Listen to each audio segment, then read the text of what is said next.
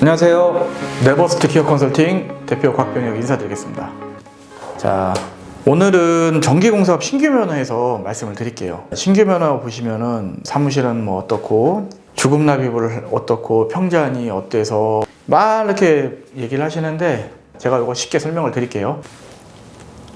전기공사업 신규 면허, 우선 사무실은 있어야 됩니다. 자본금 있어야 되고요. 기술자 있어야 되고요.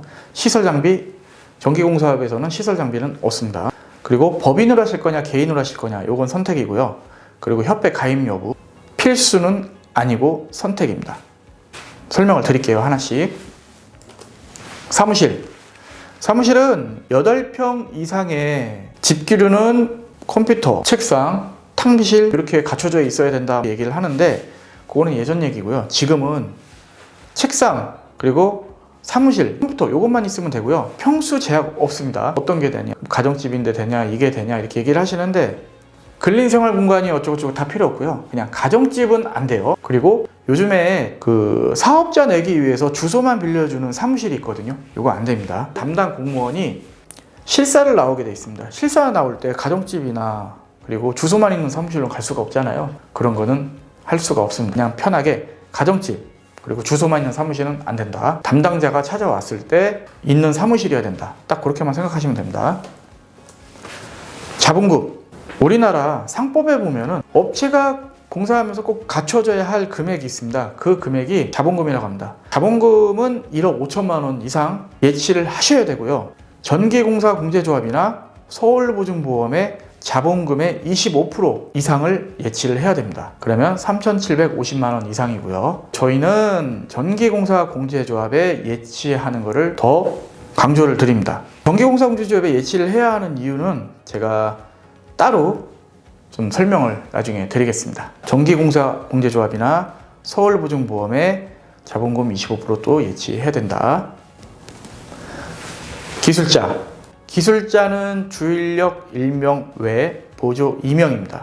주인력은 전기기사, 전기산업기사, 전기공사기사 다 가능하시고요. 기능사는 할 수가 없습니다. 예전에는 이 전기공사 기사밖에는 안 됐었어요. 이게 뭐냐면 전기기사나 산업기사는 이제 어떤 시설물에 대한 유지관리 보수 뭐 이런 쪽이고요. 말 그대로 전기공사 기사는 이제 공사를 할 수 있는 기사예요. 공사기사가 꼭 있어야 되는 필수고 기사하고 산업기사는 안 됐었는데 기술자가 너무 없어요. 너무 없다 보니까 법을 다시 바꿔가지고 한 4, 5년 전부터 기사, 산업기사, 공사기사 모든 기사는 다 주인력으로 인정을 해주는 걸로 되어 있습니다. 그리고 보조인력은 한국전기공사협회에서 발행한 경력수첩 초급 이상의 경력자면 누구나 다 가능하시니까 참고하시면 되겠습니다. 중복 입사는 안 되고요. 이분들 다 4대 보험에 가입함에 있어 결격 사유가 없어야 합니다. 다른 곳에 등록을 해놓고 입사를 한다든가 아니면 다른 데서 개인 사업자로 일을 하고 계시는데 이쪽에 또 입사를 한다든가 그런 거는 중복 가입이라고 그래갖고 결격 사유가 됩니다. 시설 장비. 전기공사에서는 시설 장비 해당 사항이 없습니다. 개인으로 내실 거냐, 법인으로 내실 거냐.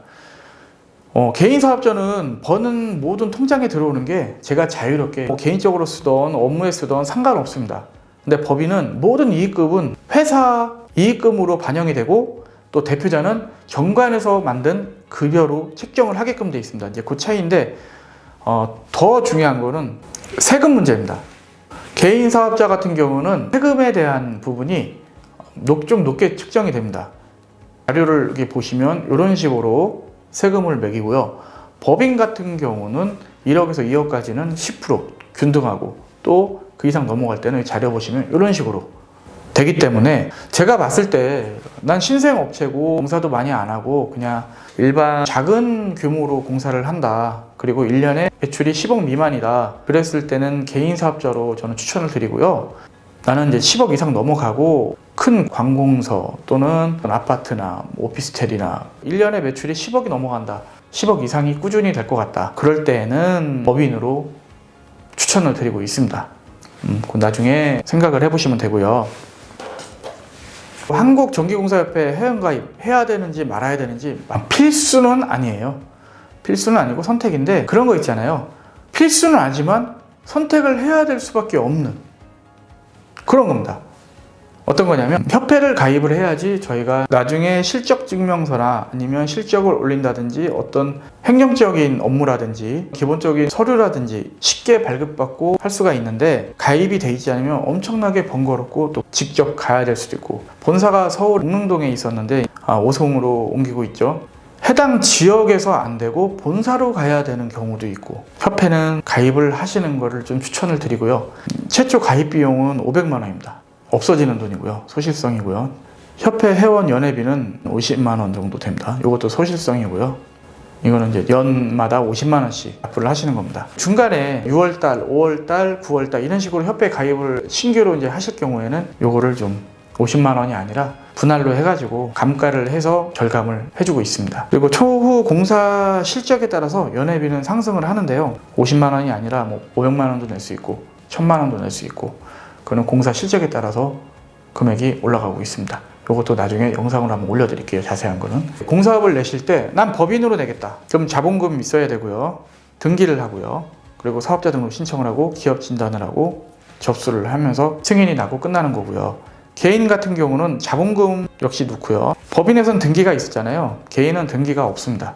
대신 사업자 등록 신청을 하시고 기업 진단하고 접수하고 이런 식으로 업무 처리가 완료가 되겠습니다. 궁금하신 거 있으시면은 연락처는 구글 플레이스토어 네버스토어 검색하시면은 저희 모든 정보가 나오고 있고요. 회사 사무실이라든지 연락처라든지 뭐 도메인 다 나오고 있고요. 자, 전기공사업 그렇게 어렵지 않아요. 물론 행정적으로는 어렵죠. 보시고서 궁금사항 있으면 언제든지 연락 주시고요. 믿고 맡기셨으면 좋겠습니다. 잘 제가 대행해서 저희 회계사님 그리고 법무사님 모든 분들하고 다 협약해가지고 성심성의껏 불편하지 않게 업무 처리를 해드릴 테니까 언제든지 연락 주시면 감사하겠습니다. 자, 오늘 영상 여기서 마치겠습니다. 감사합니다.